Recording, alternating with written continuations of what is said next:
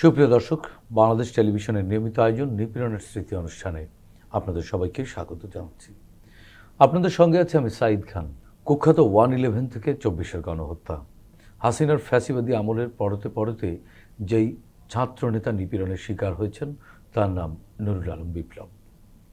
Dhaka college ছাত্রদলের সাবেক এই নেতার পুরো রাজনৈতিক জীবনটাই নির্মমতায় মোড়ানো। আমরা সেসব স্মৃতি তার মুখেই শুনব, জানব কেমন নিপীড়নের ভেতর দিয়ে যেতে হয়েছে ফ্যাসিস্ট হাসিনার পুরোটা সময়কাল। বিপ্লব, আপনাকে স্বাগত জানাচ্ছি আমাদের আয়োজনে। দর্শক, মূল আলোচনায় যাওয়ার আগে আমরা বিপ্লবের উপর নির্মিত একটি ছোট্ট প্রতিবেদন দেখে নেব।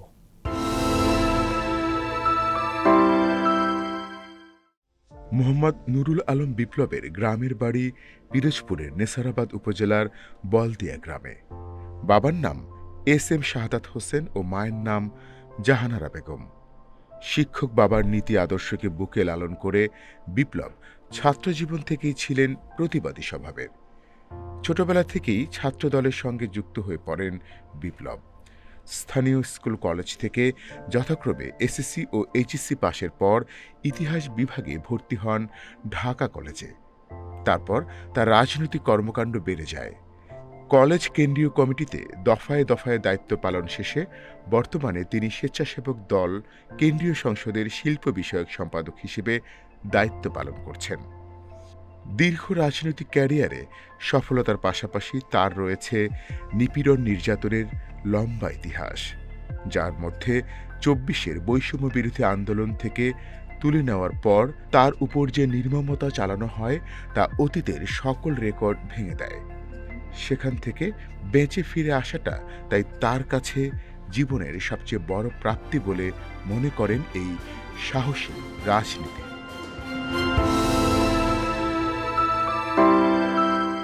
প্রতিবেদনটি দেখলাম, এবার শুনবো তার সঙ্গে ঘটে যাওয়া নিপীড়নের সেই দুঃসহ স্মৃতি। বিপ্লব, আপনি তো মধ্যবিত্ত পরিবার থেকে উঠে আসা একজন সাধারণ শিক্ষার্থী, ঢাকা কলেজে পড়াশোনা করেছেন। রাজনীতি যে কোনো নাগরিকের মৌলিক অধিকার, রাজনীতি যে কেউ করতে পারে, কিন্তু রাজনীতি করতে গিয়ে আপনি অনেকবার ভয়াবহ পরিস্থিতির মুখোমুখি হয়েছেন, যেই স্মৃতি কোনোদিন ভোলা যাবে না। আমৃত্যু বয়ে বেড়াতে হবে যে ক্ষত, মনের মধ্যে যে কষ্ট কোনোদিন দূর হবে না। সেই জায়গাগুলো কোনগুলো, সেগুলো একটু শুনতে চাই।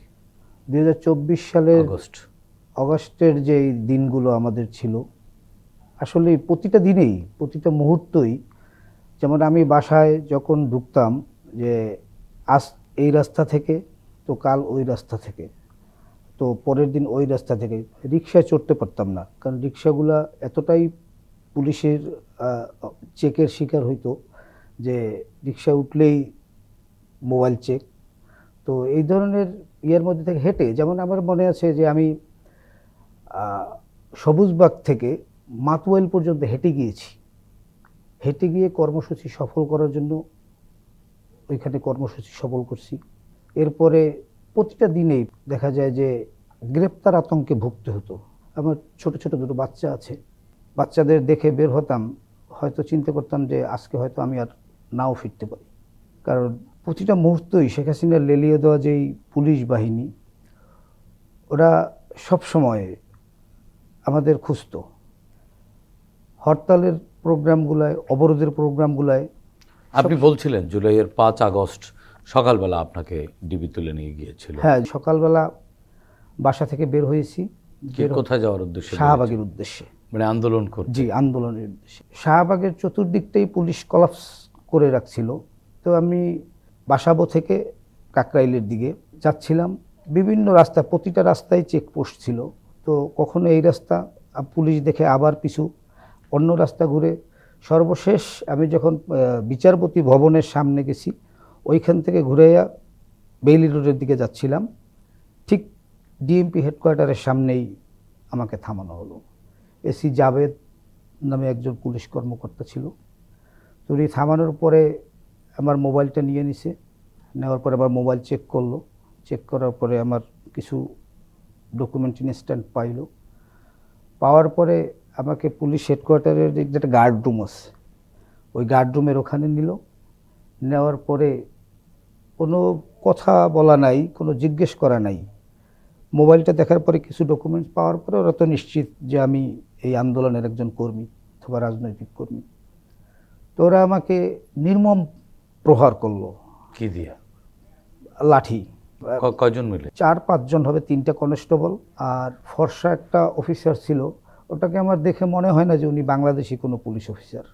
ওই লম্বা অফিসারটা আসে আমার পরে এখানে একটা লাথি মারলো, বুট পরা লাথি মারার পরে আমি বসে পড়ছি গার্ড রুমে? হ্যাঁ, গার্ড রুমে বসে পড়ার পরে আমাকে আপনি কিছু বলেননি? না, বলার কোনো অপশন রাখে নাই। চিৎকার তো দিতে পারতেন। চিৎকার যেটা আর কি, এখন আমি তো আসলে বড় মানুষ, তো আমি চিন্তা করছি আমি তো আর চিৎকার করলেও রক্ষা পাচ্ছি না, চেঁচামেচি করলেও রক্ষা হচ্ছে না, হাত পা ধরলেও আমাকে রক্ষা করতে পারতেছে না।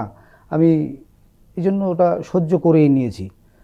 বেদম মারধর করলো, মারধর করার পরে আমাকে হ্যান্ডকাপ লাগাইলো।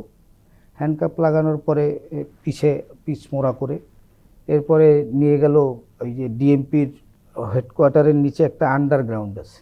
আচ্ছা। তো অন্ধকার, ওইখানে চোখ খোলা থাকলেও আপনি মানে দেখার কোনো না, কবরস্থানের মতো একবারে। তো এরপরে ওইখানে প্রায় 1-1.5 ঘন্টা পরে আবার আমাকে নিয়ে এরপরে উপরে উঠে আবার মারলো, কম্পাউন্ডের ভিতরে আবার মারলো। মানে একেবারে প্রকাশ্যে? হ্যাঁ, খোলা জায়গায়? হ্যাঁ, প্রকাশ্যে খোলা জায়গায় মারার পরে ওইখান থেকে আমাকে মানে চোরের মতো আর কি এমনভাবে, একজন বেল্ট, ওদিকে হ্যান্ডকাপ লাগানো, তারপরেও একজনের বেল্ট। এরপরে আমি বলছি দেখেন, তখন একটু আমি কথা বলছি যে ভাই এইভাবে করছেন কেন, আমি তো আর পালিয়ে যাচ্ছি না। হ্যাঁ, পালিয়ে যাবি কোথায়, পিস্তল তো লোড করা। 5 আগস্ট? 5ই আগস্ট। তখন বাজে 12টা 10, 12:15 এরকম হবে। 12:15 কি 12:30। তো এরপরে নিয়ে গেল ডিবিতে। তো ডিবির ভিতরে গারদে রাখলো, রাখার পরে আমরা তো আর ডিবির ভিতরে তো আর জানতে পারতেছি না যে আসলে বাহিরে কি হচ্ছে। মানে গারদের মধ্যে? হ্যাঁ, গারদের ভিতরে। বিকেলবেলা 3:30টার পরে দেখি 4-5 জন করে করে আস্তে আস্তে নিয়ে যাচ্ছে। আমি তখন মনে করছি যে বিকেল হলে তো, আগেও আমার জেল খাটার অভিজ্ঞতা আছে, কয়েকবার ডিবিতে অ্যারেস্ট হওয়ারও অভিজ্ঞতা আছে। তো আমি ভাবছি যে বিকেলবেলা তো টিম ওয়াইজ ভাগ করে দেয়, তো হয়তো 4-5 জন করে ভাগ করে নিয়ে যাচ্ছে। তো সবাইকে নিয়ে গেল, শেষ ব্যক্তি আমি। তখন আমার ভিতরে আসলে আরো ভয় পেয়ে যাই যে সবাইকে নিয়ে যাচ্ছে। 3:30 তখন?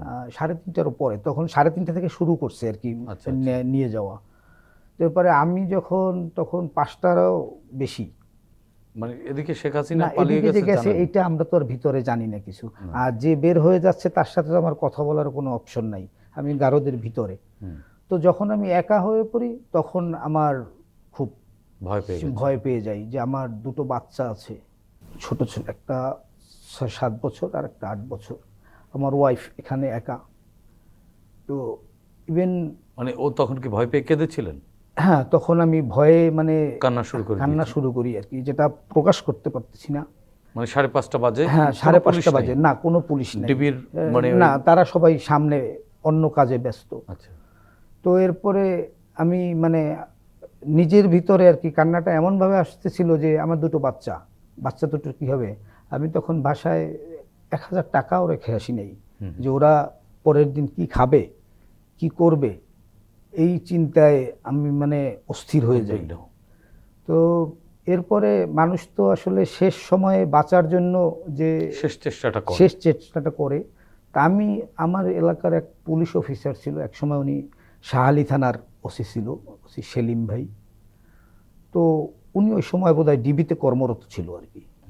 তো ওনাকে দেখে, উনি আমাকে চিনে না, আমি ওনাকে দেখার পরে ওই যে বাসার শেষ চেষ্টা যেটা, মানে আপনি ডিবিতে তখন ওনাকে দেখতে পেলেন? হ্যাঁ, ওনাকে দেখতে পাইছি। আমি দেখতে পাই ওনাকে খুব চিল্লানি দিয়ে একটা ডাক দিছি, সেলিম ভাই। তো উনি আমার ডাকটা শুনছে, শোনার পরে আসছে। আসার পরে আমি বললাম যে ভাই, আমার বাড়ি স্বরূপকাঠি, আপনিও স্বরূপকাঠির, আমি আপনাকে চিনি, আপনি যদি আমাকে নাও চিনেন, আমি তো অমুক সংগঠন করি, আমাকে 11:30টার দিকে পুলিশ ডিবি নিয়ে আসছে। পরে উনি আমাকে বলল কি যে তোমরা তো জয়ী। ওই খবর প্রথম শুনলেন যে তোমরা তো জয়ী হয়েছো। তখন আমার কাছে একটু সন্দেহ লাগতেছিল যে আমি তো জানি যে উনি আওয়ামী পুলিশ, তো উনি বোধহয় আমার সাথে তুচ্ছ তাচ্ছিল্য করছে, এরকম একটা মানসিক যে না, এটা বিশ্বাস হচ্ছিল না তখনও, কারণ আমরা তো আর বাইরের কিছু জানি না। হুম। তো উনি বলে হ্যাঁ তোমারে একটু পরে ছেড়ে দিবে। আমি একটু ওই যে আওয়ামী সাহস পুলিশ, পেলেন। হ্যাঁ একটু সাহস পাইছি, কিন্তু আবার আবার ওই যে ভয়ও পাইছেন। ভয়ও পাইছি যে আওয়ামী পুলিশ, হয়তো উনি আমার সাথে মজা করতেছে। তো এরপরে আধা ঘন্টা 40 মিনিট যায়, তখন প্রায় 6টার কাছাকাছি, তখন উনি আবার আসছে, আইসা যে তোমাকে এখনো ছাড়ে নাই, এই কথা যখন উনি বলছে, তখন আমি একটু মানে সম্বিত ফিরে পেয়েছি, যেটা যে না আসলে উনি যখন আবার ফিরে আসছে, আমার খোঁজ নিল, কিছু একটা তাহলে হয়েছে। বাহিরে কিছু একটা হয়েছে। এরপর যখন গারদ থেকে সামনে বের হলাম, তখন ওই মানে হাতে হ্যান্ডকাপ লাগানো? না, তখন হ্যান্ডকাপ না, গারদের ভিতরে তার হ্যান্ডকাপ লাগায় না। তখন বাইরে বের হচ্ছি, বের হওয়ার পরে ওই যে এসি জাবেদ আমাকে মারলো, আসছে। আসার পরে উনি আমাকে জড়িয়ে ধরলো, ভাই আমরা তো চাকর, আমাদের ভুল বুঝেন না, আমরা তো উপরের নির্দেশ পালন করি মাত্র। এই কথা বলার পরে আমাকে বসায় রাখলো। এরপরে আমার ওই যে মোবাইল, তারপর মানিব্যাগ টানিব্যাগ এগুলো দিল। এরপরে আমাকে ডিবি মিন্টু রোডের একবারে রাস্তায় বের হওয়া, যখন সামনে বের হয়েছে, তখন তো উৎফুল্ল মানুষ, উল্লসিত মানুষ দেখতে পারছি, তখন উদ্বেলিত হয়ে গেছি আমি নিজেও। অতি পিছনের যে মার, এটা শরীরে ব্যথা একবারেই ভুলে গেছি। দীর্ঘ 17 বছর পরে যে বাক স্বাধীনতা, যে মানে কি বলে এটা, ফ্রিডম, যে একটা ফ্রিডমনেস, যে কারণ সকালেও নিশ্চিত ছিলাম না, রাত্রে নিশ্চিত ছিলাম, নির্মম, হ্যাঁ, যে একটু আগে যেরকম মারলো, আর এখন আমি কতটা স্বাধীন। আমি ওই ব্যথা আসলে তখন ভুলে গেছি, যে আমি তোমার বাচ্চাদের দেখতে পাবো, আমার মাকে দেখতে পাবো, বাড়িতে যাব। যদি আজকে শেখ হাসিনা না যাইতো, মানে তখন আপনি নিশ্চিত হলেন যে শেখ হাসিনা পালিয়েছে, এর আগে আমি নিশ্চিত হই নাই। তো যদি ওই দিন শেখ হাসিনা পালিয়ে না যেত, তো আমি চিন্তা ছিলাম যে হয় আমাকে মেরে ফেলবে, অথবা গুম করে ফেলবে, অথবা ওই যে আশুলিয়ায় যেরকম লাশ পুরাইয়া ব্যানের উপরে রাইখা দিছে, এরকম পুরাইয়া ফেলবে। আপনি এরকম হিসেব করে ফেলেছেন? হ্যাঁ, হিসাব করে ফেলেছি, যে এটা কারণ বাস্তবতা তো দেখছি যে কি হচ্ছে সামনে থেকে। অনেক সহযোদ্ধা, যেমন 2 তারিখে শুক্রবার, যেদিন গায়েবানা জানাজা ছিল বাইতুল মোকররমে, আমরা সেই সকাল থেকে বাইতুল মোকররমে ঢোকার চেষ্টা করছি, কিন্তু আসলে পারি নাই। পরে জুমার নামাজ ওই দিন পড়তে পারি নাই। পরে বিজয়নগর পানির ট্যাঙ্কি আসছি, পানির ট্যাঙ্কিতে আসার পরে পুলিশের সাথে ধাওয়া পাল্টা দল, চোখের সামনে এখান থেকে গুলি ঢুকছে, এখান থেকে বেরোয় পড়ে গেছে, আমার পাশে পড়ে গেল। আমার ধৈর্য যে ওকে সেভ করব, অথবা ধৈর্য যে একটা রিক্সায় উঠে হসপিটালাইজ করব, সেই সুযোগও ছিল না, কারণ আমি তো বাঁচতে নাও পারি, গুলিটা আমারও বুকে লাগতে পারতো, কে না বাঁচতে চায়। তো এরকম আসলে প্রতিটা নিয়তই সংগ্রামের মধ্যে চলছে। এরপরে কি মানে বাসায় ফিরে গেলেন? এরপরে বাসায় যাই নাই। এরপরে আমি ওইখান থেকে ওরা আমাকে রিক্সা ঠিক করে দিল। কারা? ওই এসি জাবেদ, এবং আমার মোবাইল নাম্বার নিয়ে গেল, ওনার নাম্বারটা আমাকে দিল, যে ভাই আমাদের ভুল বুঝেন না, আমরা উপরের অর্ডার পালন করি।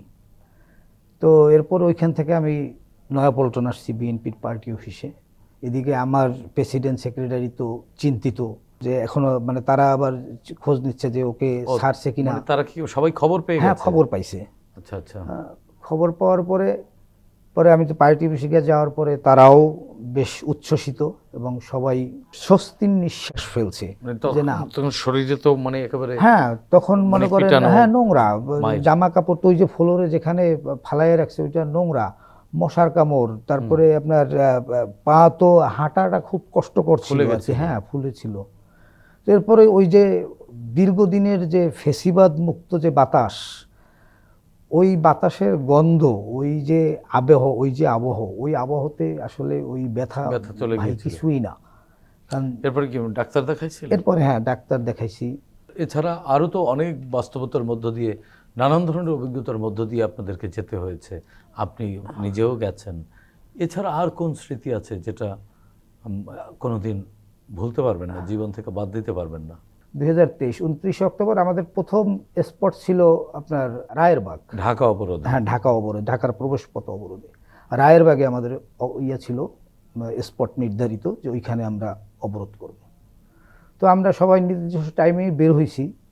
বের হওয়ার পরে ওইখানে যাওয়ার পরে দেখি যে ওখানে ছাত্রলীগ, যুবলীগ, আওয়ামী লীগ লাঠিসোঁটা নিয়ে ওরা ওদের মতো মিছিল করতেছে। পরে আমরা আবার সবার সাথে যোগাযোগ করলাম, যোগাযোগ করার পরে ভেনু স্পট চেঞ্জ করার পর আমরা মাতুয়াইল মেডিকেলের সামনে গেলাম। মাতুয়াইল মেডিকেলের সামনে যাওয়ার পরে আমরা অল্প কিছু লোক প্রথমে এক হয়েই মিছিল শুরু করলাম, অবরোধ শুরু করলাম। এরপরে পুলিশ তার ওই যে সাজোয়াজান থেকে মুহুর্মুহু গুলি করতে করতে আসলো, আর রাবার বুলেট তো আছে, টিয়ার সেল আছে, এবং এই ধোয়া গেলে আপনার পানি লাগলে তো কথাই নাই, যে আপনার জলে মরিচের চেয়েও বেশি জলে। তো আমার অনেকগুলো গুলি লাগলো, লাগার পরে রক্তাক্ত হয়েছে, এখান থেকে অনেক রক্ত বেরোয়েছে, বেরোয়ার পরে মাথায় ছিল কয়েকটা। এরপর ওই যে আপনারা একটা ভিডিও দেখবেন যে সাজোয়াজানে যে ছেলেপেলেগুলো উঠে গেছিল, আমি ওদের মধ্যে একজন ছিলাম। তো আমরা সবাই পরে চিন্তা করছি যে রক্ষা করতেই হবে, এবং নির্দেশ যে তারেক রহমানের যে নির্দেশ, প্রোগ্রাম বাস্তবায়ন করতেই হবে, আমাদের তো পিছিয়ে যাওয়ার সময় নাই। পিছিয়ে গেলেও মামলা, সামনে গেলেও হামলা। তো ওই দিন আমি নার্ভাস হয়ে গেছিলাম যখন গুলিবিদ্ধ। পরে আস্তে আস্তে আস্তে আস্তে দেখি যে আমাদের নেতাকর্মীরাও অনেক সেভে চলে যেতে যেতে কমে গেছে। কমে যাওয়ার পরে আমি কি করব, মেন রাস্তা থেকে যাওয়ার কোনো সুযোগ নাই। তবে আমি এরপরে আমি ওইখান থেকে হাঁটতে হাঁটতে হাঁটতে হাঁটতে, ওই রাস্তা আমি চিনি না, অনিশ্চিত রাস্তা, যে আমি কোথায় হাঁটতেছি, যে জানি যে হাঁটতে হাঁটতে এক সময় হয়তো বের হওয়া যাবে কোথাও, হ্যাঁ পথের শেষ আছে। কিছু দূর যাওয়ার পরে একটা লোক এসে বললো কি যে ভাই এদিকে আর যাইয়েন না, আপনারা তো দেখলেই চিনে ফেলবে, হ্যাঁ আপনি এদিকে যাইয়েন না, ওইখানে আওয়ামী লীগের লোকজন আছে। আমি আবার ব্যাকে আসছি অনেক দূর। ব্যাকে আসার পরে চিন্তা করি তাহলে আমি কোথায় যাব, এদিকে আওয়ামী লীগ, তাহলে আমার তো কোথাও না কোথাও যেতে হবে। এরপরে ওইখান থেকে হাঁটতে হাঁটতে হাঁটতে হাঁটতে আমি জুরাইনে আসছি, ম্যাস ফ্যাক্টরি একটা জায়গা আছে, ওই পর্যন্ত আমি হেঁটে আসছি। ওই পর্যন্ত হেঁটে আসার পরে আমরা একটা অটো পাইছি। মানে আপনি একা তখন? না, তখন আমার সাথে আরো দুইজন, ওই যে সিলেটের দুইজন যোগ হয়েছে, ওরা আমাকে চেনে, কিন্তু আমি ওনাদের চিনতামও না। ইভেন আমার পকেটে তখন ভাড়াও ছিল না, ওনারা একজন আমার ভাড়া দিল। ভাড়া দিয়ে আমরা কোনো রকমে আসছি সায়েদাবাদ জনপদ মোড়ে আসার পর ওইখান থেকে পুলিশ আবার রাস্তা পাড়াইছে, হেঁটে রাস্তা পাড়াই আবার এপারে আসার পরে ওইখান থেকে আবার ওই ভদ্রলোক, ওই আমার যে সিলেটের, ও আমার এই রিক্সায় কইরা বাসাবো বৌদ্ধ মন্দির পর্যন্ত আমাকে নামাই দিয়ে গেছে। নামাই দেওয়ার পর ওইখান থেকে আমি হেঁটে বাসায় গেছি, তখন সন্ধ্যা ছুঁই। তো ওই বাসায় গিয়া এরপরে জানাইলাম সবাই যে এই অবস্থা, আমি বাসায় আসছি, নিরাপদে আছি। এই এরপরে আসলে ভাই 11-র পরে বাড়িতে আসলে আওয়ামী লীগের ইয়ার কারণে অতটা যাওয়া হইতো না, গ্রামের বাড়িতে, হ্যাঁ বাবা মার কাছে। তো একবার বাবা মার কাছে বাড়িতে গেলাম, যাওয়ার পরে ছাত্রলীগ যুবলীগের অনেক লোক মানে আমাকে একটা মিথ্যা ইনফরমেশন দিয়া আমার ট্রেস ঠিক করলো যে আমি কই আছি। আমার এক বন্ধুর পরিচয় দিয়া তৎকালীন ছাত্রলীগের থানা ছাত্রলীগ সরবকাঠি উপজেলা ছাত্রলীগের জয়েন্ট সেক্রেটারি হাসান নাম, তো আমাকে ফোন করে বললো কি ভাই আমাকে আসাদ ভাই পাঠাইছে, আমার এক বন্ধুর পরিচয় দিয়েছে। পরিচয় দেওয়ার পরে আমি বললাম কি জন্য, বলে আপনার সাথে দেখা করার জন্য। আমি বিশ্বাস করছি যে বন্ধু পাঠাইছে। যখন ওর সাথে দেখা করলাম পরে, ওরা তো পরিকল্পনা করেই আসছে, যে ওরা দেখলাম যে অনেকজন আমাকে ঘেরাও করে ফেলছে। ঘেরাও করার পরে অকথ্য ভাষায় গালাগালি, পরিবারের সামনে হেনস্থা যেটা করার করছে। তখন এমপি ছিল অধ্যক্ষ শাহ আলম, আপনার এলাকার? হ্যাঁ আমার এলাকার। আমাকে বিকেলবেলা এই শর্তের মধ্যে পুলিশ আসছে।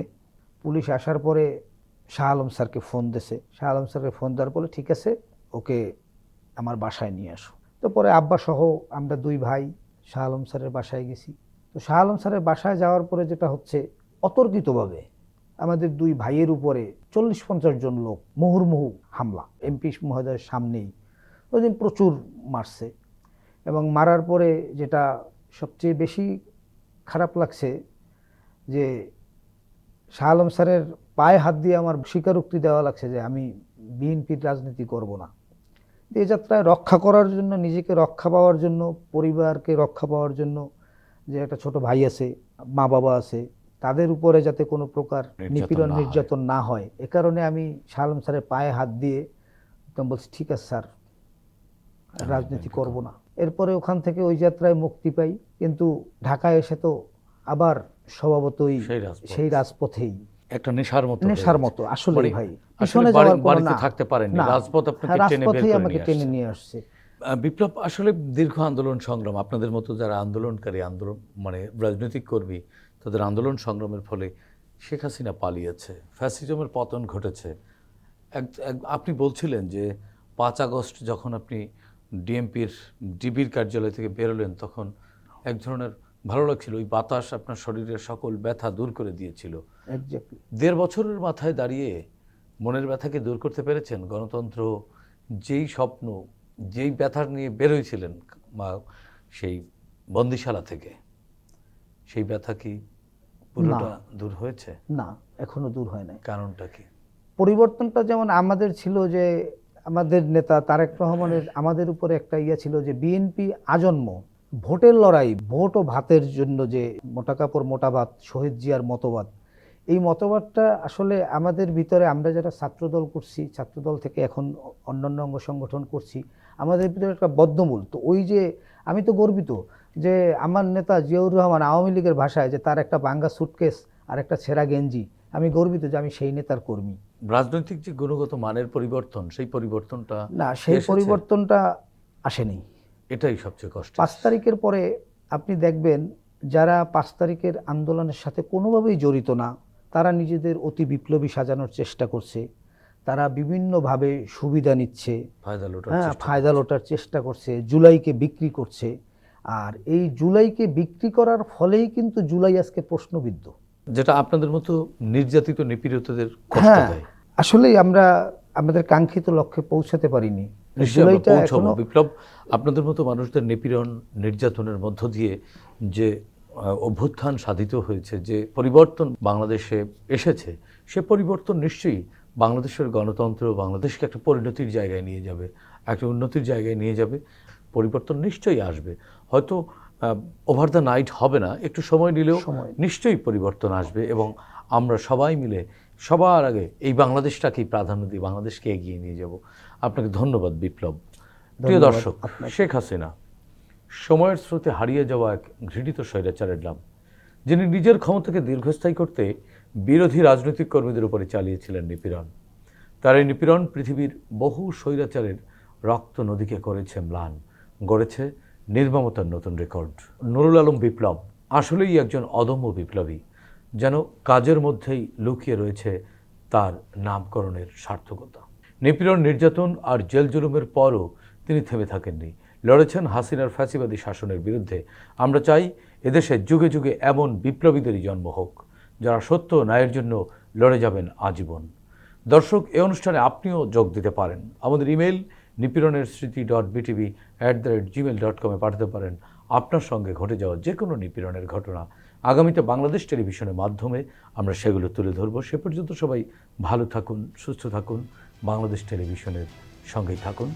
খোদা হাফেজ।